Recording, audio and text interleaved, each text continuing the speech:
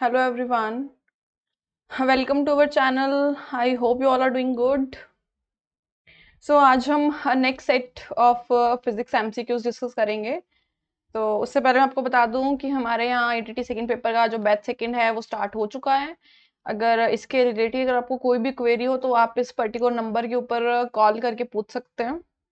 ठीक है, so let's start.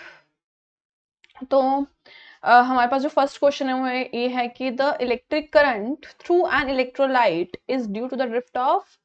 तो जो इलेक्ट्रिक करंट है किसी इलेक्ट्रोलाइट में से, इलेक्ट्रोलाइट मतलब ऑब्वियसली वही, एक हमारे पास एनोड है, एक हमारे पास कैथोड है और इसके बीच में इलेक्ट्रोलाइट है, यानी कि जो आयंस के अंदर इलेक्ट्रिक डिस्चार्ज अगर हम इसको देंगे तो ये आयंस के अंदर कन्वर्ट हो जाएगा, like Cu to positive, SO4 to negative. ठीक है, तो the electric current through the electrolyte is due to the drift of the free electrons, positive and negative ions, both electrons and holes, protons. इसका correct option है positive and negative ions, क्योंकि positive और negative ions की drift की वजह से ही तो जो है किसी बेसिक इलेक्ट्रोलाइट में से जो है करंट जो है फ्लो करता है। नेक्स्ट है हमारे पास the terminal potential difference of a cell is equals to its EMF when it is. वो कह रहे हैं कि जो टर्मिनल पोटेंशियल है किसी सेल की, पोटेंशियल डिफरेंस है किसी सेल का, is equal to its EMF. Terminal potential difference, दो टर्मिनल्स हैं उन दोनों का पोटेंशियल डिफरेंस, यानी कि अगर एक का पोटेंशियल डिफरेंस ए है, अगर एक दूसरे का पोटेंशियल डिफरेंस पोटेंशियल बी है, तो इन दोनों का पोटेंशियल डिफरेंस यानी कि VB minus VA, you can say कि VA minus VB of cell is equal to the EMF। EMF equal कब हो सकता है? EMF मतलब maximum voltage. being discharged and open circuit, being charged, being charged और discharge, उसका correct option है option B, that is an open circuit. क्योंकि देखो पोटेंशियल डिफरेंस जो है वो हमेशा हमारे पास जो EMF मतलब मैक्सिमम वोल्टेज से कम आएगा, अगर वर्किंग कंडीशन के अंदर होती है वो चीज तो कम आएगा। लेकिन यहाँ पे वो कह रही है इक्वल आना चाहिए, EMF के इक्वल आना चाहिए, तो वो सिर्फ ओपन सर्किट में ही हो सकता है जब कोई भी लाइक जो है कंडीशन, वर्किंग कंडीशन नहीं है बेसिकली। ठीक है, तो ओपन सर्किट इसका करेक्ट ऑप्शन हो जाएगा। अभी नेक्स्ट है हमारे पास for which of the following dependence of the drift velocity VD on the electric field E। वो कह रहे हैं कि drift velocity VD electric field E के ऊपर कौन से फॉर्मूला से डिपेंडेंस है, किस तरह से डिपेंड है। Is Ohm's law obeyed? खैर ये वाला क्वेश्चन जो है मतलब इन द सेंस कि वो लोग कह रहे हैं कि ओम्स लॉ भी ऑबिड होना चाहिए, कुछ इस तरह से हमें बताना है। हमारे पास ना एक फॉर्मूला होता है जो कि electric field and drift velocity को रिलेट करता है। कौन सा formula? E is equals to rho n VD into q. E is equals to rho n VD into q. तो जो VD है वो किसके डायरेक्टली प्रोपोर्शनल टू आ रही है? E के इस तरह से आ रही है, यानी कि ना ही E की स्क्वायर के डायरेक्टली प्रोपोर्शनल है, ना ही रूट ऑफ E के डायरेक्टली प्रोपोर्शनल है, ना ही E की पावर जीरो। E की पावर जीरो तो वैसे भी 1 हो जाता है ना। तो इसका करेक्ट ऑप्शन हो जाएगा ऑप्शन नंबर डी, इस फॉर्मूला के according rho n VD into q. तो ऑप्शन डी इसके लिए करेक्ट हो जाएगा, VD is directly proportional to E। ठीक है, याद रख लेना डायरेक्टली भी। अभी नेक्स्ट है हमारे पास a wire has a length of 2 metre. एक वायर है जिसकी लेंथ कितनी है? 2 मीटर। रेजिस्टेंस 5 ओम है। If it carries a current of 10 ampere, अगर वो करंट ऑफ 10 एम्पियर उस पर्टिकुलर वायर के अंदर 10 एम्पियर का करंट फ्लो कर रहा है, देन बताओ कि जो इलेक्ट्रिक फील्ड है इनसाइड द वायर कितनी होगी। तो देखो इसके अंदर जो फॉर्मूला है इलेक्ट्रिक फील्ड, देखो लेंथ दे रखी है, रेजिस्टेंस दे रखी है, करंट दे रखा है, तो मतलब इलेक्ट्रिक फील्ड का समझ नहीं आ रहा कि किस तरह से रिलेट कर रही है। तो एक फॉर्मूला होता है potential and in case of length like potential electric field and V/D something, है ना। तो देखो पोटेंशियल अगर हम फाइंड आउट कर लें और लेंथ हमारे पास D मतलब बेसिकली वही लेंथ कोई चीज डिस्क्राइब करिए और लेंथ हमारे पास 2 दे रखी है। ठीक है, तो हम यहाँ से इलेक्ट्रिक फील्ड फाइंड आउट कर लेंगे, लेकिन उससे पहले हमें पोटेंशियल निकालनी पड़ेगी। तो पोटेंशियल क्या होता है? V is equals to I into R according to Ohm's law. तो V is equals to I मतलब करंट, करंट हमारे पास है 10 एम्पियर, रेजिस्टेंस हमारे पास है 5 ओम विच इज 50, पोटेंशियल 50 आ गई, तो इलेक्ट्रिक फील्ड क्या हो जाएगी? V बाय लेंथ यानी कि 2, तो 50/2 इज 25 वोल्ट पर मीटर। ठीक है, वही देखो यहाँ पे स्पेशली बोला हुआ है कि electric field inside a wire in V/M। तो एक्चुअल में तो इलेक्ट्रिक फील्ड की यूनिट्स जो है वो ये नहीं है, वोल्ट पर मीटर नहीं है, लेकिन ये हमने पढ़ा था कि जो जब हम इलेक्ट्रिक फील्ड का रिलेशन कर रहे थे पोटेंशियल के साथ, तो हमारे पास वहां पे इलेक्ट्रिक फील्ड की नई यूनिट्स आई थी V/M। ठीक है। तो उस केस के अंदर फिर ये वाला फॉर्मूला लग जाएगा, तो यहीं से ही हमें पता चल रहा है कि जो इलेक्ट्रिक फील्ड का फॉर्मूला वो v बाई डी वाला फॉर्मूला लगेगा, लेंथ वाला फॉर्मूला लगेगा। तो या तो ये हमारे पास 25 वोल्ट पर मीटर आ जाएगा, तो इसका ऑप्शन बी फिर करेक्ट हो जाएगा 25। नेक्स्ट है हमारे पास ए बैटरी जिसका ईएमएफ 2 वोल्ट है, उसकी जो इंटरनल रेजिस्टेंस है वो 0.1 ओम है, is being charge with current of 5.0 ओम। एक बैटरी है जिसकी ईएमएफ 2 वोल्ट है, इंटरनल रेजिस्टेंस 0.1 ओम है, is being charge with current of 5.0 ampere. The potential difference between the terminals of the battery is, basically हमें क्या फाइंड आउट करना है, potential difference निकालना है between the terminals of the battery. ठीक है। सो देखो इसके अंदर कौन सा फॉर्मूला लगेगा, इंटरनल रेजिस्टेंस, ईएमएफ एंड जो करंट है वो किस तरह से रिलेटेड है। तो V is equals to E plus I मतलब करंट इंटू आर इंटरनल। ठीक है, V is equals to I R की जगह यहाँ पे एक और EMF वाला जो है चीज कंसीडर की गई है इन ऑर्डर कि हमें पोटेंशियल डिफरेंस निकालना है। तो ठीक है, ये इंटरनल सेल के लिए एक फॉर्मूला था। तो V is equals to E plus I R internal. तो देखो यहाँ से हम पोटेंशियल डिफरेंस निकालना है V as it is, E मतलब EMF हमारे पास 2 वोल्ट दे रखी है। ठीक है, 2 प्लस करंट कितना दे रखा है 5, हाँ 5 दे रखा है, 5 एम्पियर। इंटरनल रेजिस्टेंस कितनी रखी है 0.1। बस इसको सॉल्व कर लो, V is equals to 2 plus ये हमारे पास आ जाएगा 5 इंटू 0.1 डिवाइड बाई 10, तो 5 टू द 10, इसका 1/2 यानी कि 2 प्लस 1/2, 1/2 इज 0.5, तो 2 प्लस 0.5, तो ये 2.5 आ जाएगा, 2.5 वोल्ट्स। तो इसका फिर ऑप्शन सी करेक्ट हो जाएगा, डेट इज 2.5 वोल्ट्स। ठीक है, तो बस कुछ कुछ फॉर्मूलाज, खैर ये जो एमसीक्यूज है ये इतना इंपॉर्टेंट नहीं है क्योंकि एज सच सेल वाला जो है आपके सिलेबस के अंदर इतना डीपली नहीं था। ठीक है, बट स्टिल चलो अभी आ गया। तो when no current passes through the conductor, then जब कोई भी करंट पास नहीं कर रहा है कंडक्टर में से, तो इनमें से कौन सी स्टेटमेंट वो कह रहे हैं कि ट्रू होगी। Free electron do not move, the average speed of free electron over a large period of time is 0, the average speed of free electron is proportional to the temperature, the average speed of free electron is proportional to the square root of the temperature. जब हमारे पास कोई current pass नहीं कर रहा है conductor में से, तो इसके लिए जो करेक्ट ऑप्शन होगा वो ये है, तो कि the average speed of free electrons is proportional to the square root of the temperature. तो स्क्वायर रूट ऑफ टेम्परेचर के प्रोपोर्शनल होती है। ठीक है, इसका ऑप्शन डी करेक्ट हो जाएगा। नेक्स्ट है हमारे पास the potential difference V is apply to the conductor of length L। Potential difference V एक कंडक्टर जिसकी लेंथ L है उसमें अप्लाई किया गया है, and the radius R when L is doubled without changing its potential the drift velocity is. वो कह रहे हैं कि जब लाइक L को अगर हम डबल करेंगे without changing the potential difference the drift velocities, तो मतलब बेसिकली हमें ड्रिफ्ट वेलोसिटी निकालना है। और कौन सा ऐसा फॉर्मूला है जो ड्रिफ्ट वेलोसिटी और पोटेंशियल को आपस में रिलेट कर रहा है और बीच में लेंथ भी आए है ना, तो वो फॉर्मूला हमें पता होना चाहिए बेसिकली। सो इसके अंदर हमारे पास जो Vd है यानी कि जो ड्रिफ्ट वेलोसिटी है, लाइक वो जो है डायरेक्टली प्रोपोर्शनल टू भी लेंथ के आ रही है। ठीक है, तो इनवर्सली प्रोपोर्शनल टू लेंथ क्या आ रही है, तो देखो यहाँ पे अगर वो कह रहे हैं कि अगर लेंथ को डबल कर दिया जाए without changing the potential difference, तो अगर पोटेंशियल डिफरेंस को कांस्टेंट रखा जाए और लेंथ को जो है डबल कर दिया जाए, तो हमारे पास जो ड्रिफ्ट वेलोसिटी है वो हाफ हो जाएगी।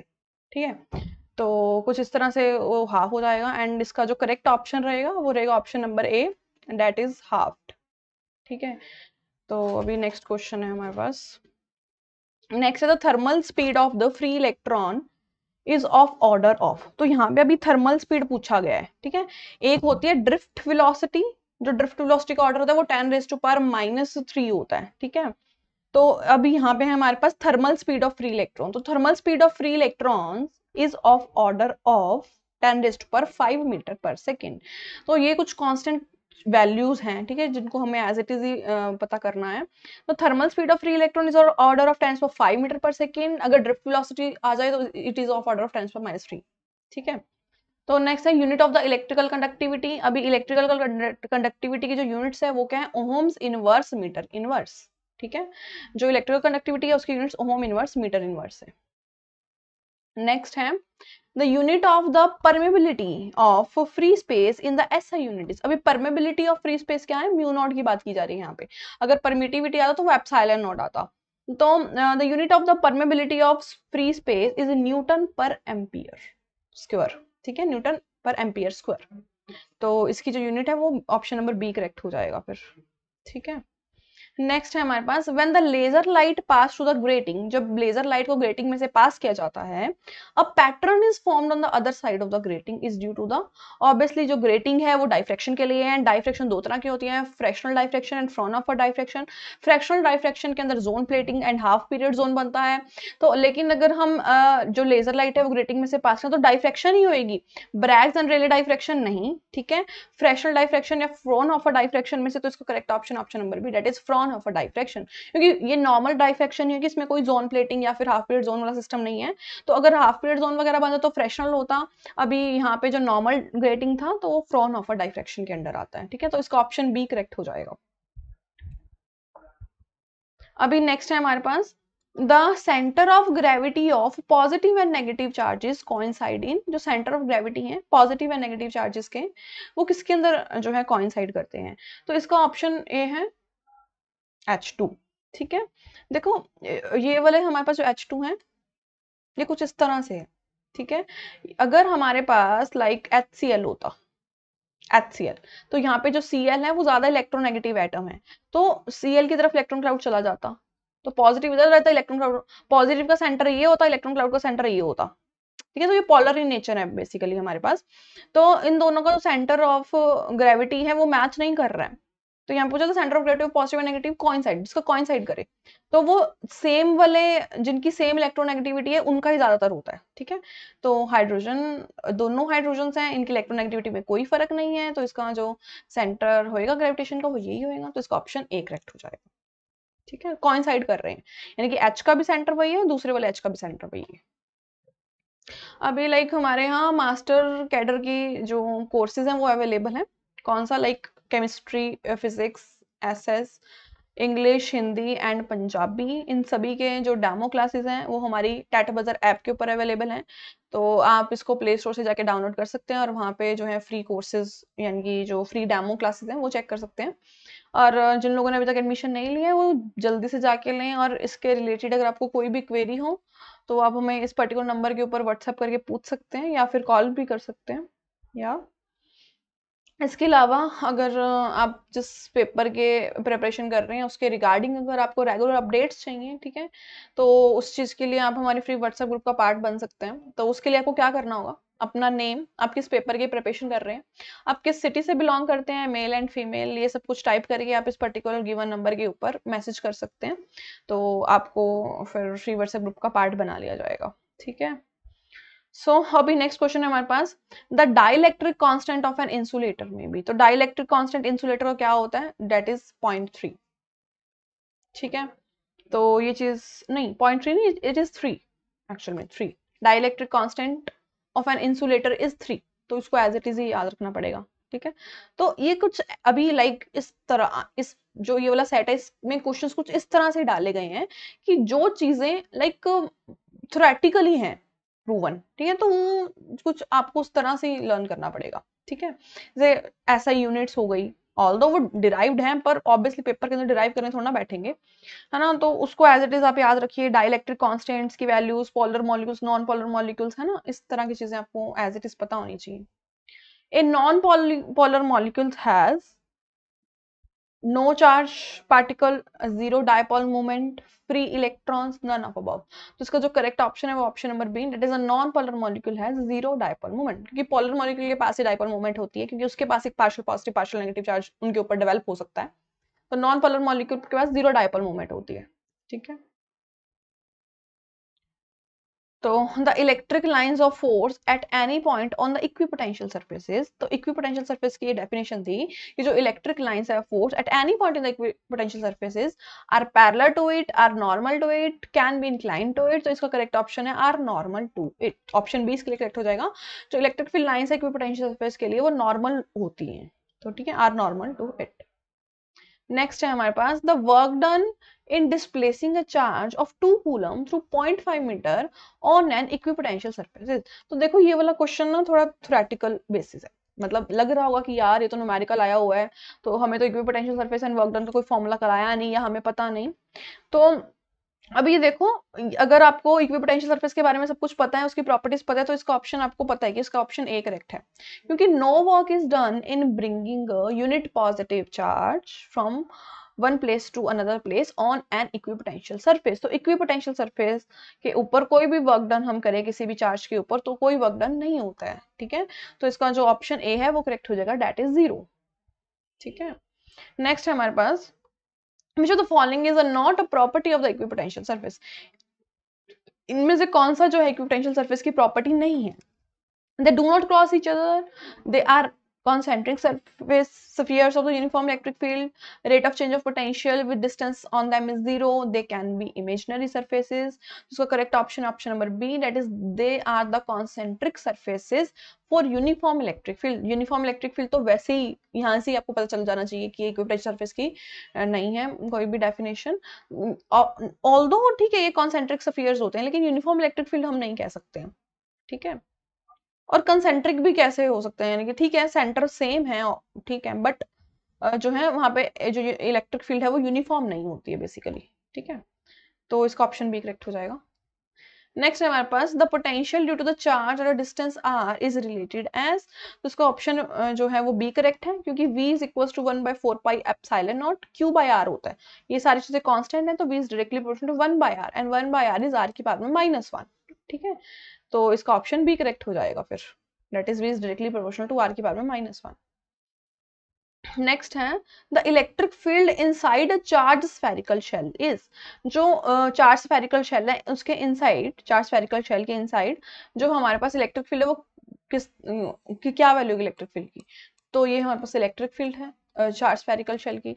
ये तो कुछ इस तरह से दिखता है चार्ज स्फेरिकल शेल, तो अगर मैं इसके इनसाइड जाती हूँ तो कोई भी चार्ज नहीं है, अगर इनसाइड कोई भी चार्ज नहीं है तो कोई भी इलेक्ट्रिक फील्ड नहीं है ना, चार्ज की वजह से तो इलेक्ट्रिक फील्ड आ रही है। तो फिर इसका करेक्ट ऑप्शन हो जाएगा ए, दैट इज 0। नेक्स्ट है, energy of elastic wave is always. Elastic wave की जो एनर्जी है वो हमेशा क्वांटाइज्ड रहती है ना, तो ही तो उसको इलास्टिक वेव बोला जाता है। तो इसकी जो एनर्जी है it is always quantize, non quantize भी नहीं, जीरो भी नहीं एंड नन ऑफ अबव भी नहीं। तो इसका जो करेक्ट ऑप्शन है वो हो जाएगा option number A, that is quantized. अभी नेक्स्ट देखते हैं। नेक्स्ट क्या है, as the temperature approaches to 0 the lattice contribution of heat capacity of solid approaches to. तो ये ऑब्वियसली डिबाई वाली वो हीट कैपेसिटीज वाला काम आ गया यहाँ पे। The as a temperature approaches to 0, जैसे जैसे टेम्परेचर लो होता जाएगा, 0 को अप्रोच करेगा, तो हीट कैपेसिटी किसको अप्रोच करेगी? वो भी 0 को अप्रोच करती है। लो टेम्परेचर के लिए जो हीट कैपेसिटी है वो भी 0 को अप्रोच कर जाएगी। तो any value between 0 and infinity, A B not D B. तो हमारे पास क्या हो जाएगा, as the temperature approaches to 0 the latest contribution to the heat capacity of solid also approaches to 0, ठीक है। हाँ, नेक्स्ट है हमारे पास, susceptibility is a negative for. Susceptibility diamagnetic के लिए नेगेटिव होती है ना, स्मॉल एंड नेगेटिव। सिर्फ डायमैग्नेटिक के लिए नेगेटिव होती है, पैरामैग्नेटिक के लिए भी नहीं, फेरोमैग्नेटिक के लिए भी नहीं, क्योंकि ऑब्वियसली ये जो है मैग्नेटिक फील्ड लाइंस को अपने में से पास होने देते हैं, और डायमैग्नेटिक जो है मैग्नेटिक फील्ड लाइंस को अपने में से रिपेल करते हैं, ठीक है। तो यहाँ जो ऑप्शन ए है इसके लिए करेक्ट हो जाएगा, डायमैग्नेटिक सब्सटेंसेस। हाँ, अभी नेक्स्ट है मेरे पास, वो क्या है, the relation between the magnetic susceptibility and the relative permeability. Magnetic susceptibility and relative permeability के अंदर क्या रिलेशन होता है?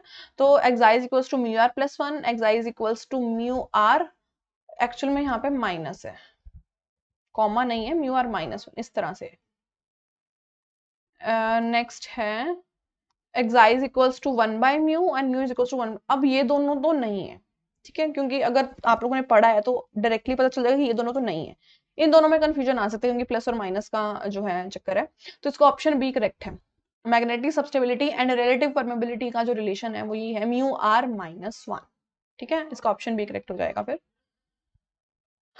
अभी नेक्स्ट है, in law that states that polarity of the induced voltage will oppose the change in the magnetic flux causing the induction is known as। so देखो ये कौन सा लॉ है जो कि induced voltage will oppose the, अब यहाँ पे बेसिकली बताया गया है कि जो हमारे पास अपोज करेगा अपने ही कॉज को, oppose the change in magnetic flux, जो हमारे पास पोलैरिटी इंड्यूस वोल्टेज आएगी, इंड्यूस ईएमएफ या इंड्यूस वोल्टेज, इंड्यूस करंट, वो अपने ही कॉज को अपोज करता है। चेंज इन मैग्नेटिक फ्लक्स को अपोज करें, यानी कि अपनी कॉज को अपोज करें, causing the induction is known as, उसको लेंज लॉ बोला जाता है। बस, क्योंकि लेंज लॉ ने ही तो हमें उसकी बताई थी, जो मैग्नेटिक जो वोल्टेज इंड्यूस हुई है, जो या जो ईएमएफ इंड्यूस हुई है, उसने तो हमें उसकी डायरेक्शन बताई थी कि वो अपोज कर रहा है। तो फेरेडेज लॉ और लेंज लॉ के अंदर कंफ्यूज नहीं होना है। फेरेडेज लॉ ने हमें बताया था कि ऐसा होता है कि इंड्यूस होती है वोल्टेज या इंड्यूस होती है ईएमएफ, इंटर्न करंट इंड्यूस होता है, लेकिन लेंस ने हमें बताया था कि वो अपने ही कोर्स को अपोज करती है। तो स्टेटमेंट को ध्यान से पढ़ के आंसर करना है, तो इसका ऑप्शन डी करेक्ट हो जाएगा, लेंज लॉ। नेक्स्ट है हमारे पास द, अभी इस तरह के क्वेश्चन इंपॉर्टेंट है, यानी कि जो 24th क्वेश्चन है वो one of the important question रहेगा। जो 25 क्वेश्चन है ये भी one of the important question है, ठीक है, न्यूमेरिकल क्वेश्चन में से। The electrostatic potential in a region is given by v is equals to 5x cube something, है ना, but the value of electric field at x is equals to 2, यानी कि potential की जो है एक इक्वेशन दे रखी है, हमें इलेक्ट्रिक फील्ड की वैल्यू निकालनी है at x is equals to 2 centimetre. तो ये क्वेश्चन कैसे होगा? तो देखो, हमें पता है कि electric field and magnetic field का, इलेक्ट्रिक फील्ड एंड पोटेंशियल का जो फॉर्मूला है वो कुछ इस तरह से minus DV by D X, ठीक है। तो देखो पहले तो पोटेंशियल लिख लो, कितना है 5x cube plus 10x square minus 9, ठीक है। अब क्या करो, हमें क्या निकालना है, x इज इक्वल टू 2 निकालना है, तो इसका भी डेरिवेटिव कर लो, पहले डेरिवेटिव कर लो इसका, dv बाई डी एक्स, तो d by D x of 5x cube plus 10x square minus 9, 15x square plus 20x, 9 constant, उसका डेरिवेटिव 0 हो जाएगा। तो इसको एट x इक्वल टू 2 करेंगे तो इलेक्ट्रिक फील्ड आ जाएगी बस। 5 2 की स्क्वायर प्लस 20 इंटू 2, तो 15 इंटू 4 प्लस 40, तो 20 60 प्लस 40 इज 100, ठीक है। तो ये हमारे पास क्या आ गई, इलेक्ट्रिक फील्ड की जो वैल्यू है वो 100 आ गई। अब जो ये 100 आई है, देखो minus DV by D X है, तो यानी कि यहाँ पे माइनस ऑफ 100 आई होगी, तो इलेक्ट्रिक फील्ड की वैल्यू आई है 100 वोल्ट पर मीटर, ऑब्वियसली इसके अकॉर्डिंग। तो अब यहाँ पे देख लो 100 volt per metre along positive X axis, positive X axis नहीं है ना, क्योंकि नेगेटिव ऑफ 100 आई है। तो ये दोनों तो वैसे इनकरेक्ट हो गए, क्योंकि 100 तो दोनों के अंदर, तो इसका ऑप्शन नंबर बी करेक्ट हो जाएगा। देखो क्योंकि माइनस ऑफ 100 आई है ना, माइनस यानी कि 100 volt per metre along the negative X axis, तो इसका ऑप्शन बी करेक्ट हो जाएगा फिर, ठीक है। तो ये वन ऑफ द मतलब इंपॉर्टेंट क्वेश्चन रहेगा अपने में से, ठीक है। तो या अभी ये सेट यहीं पे हमारा कंप्लीट हो रहा है। इसके अलावा आप हमारा टेलीग्राम चैनल ज्वाइन कर सकते हैं, हम इंस्टाग्राम पे फॉलो कर सकते हैं, फेसबुक पेज को भी लाइक कीजिए प्लीज। एंड अगर इसके अलावा जो भी लाइक स्टूडेंट्स इस चैनल के ऊपर नए हैं, तो वो हमारे चैनल को प्लीज सब्सक्राइब कर दें एंड बेल आइकन को प्रेस कर दें। या थैंक यू सो मच।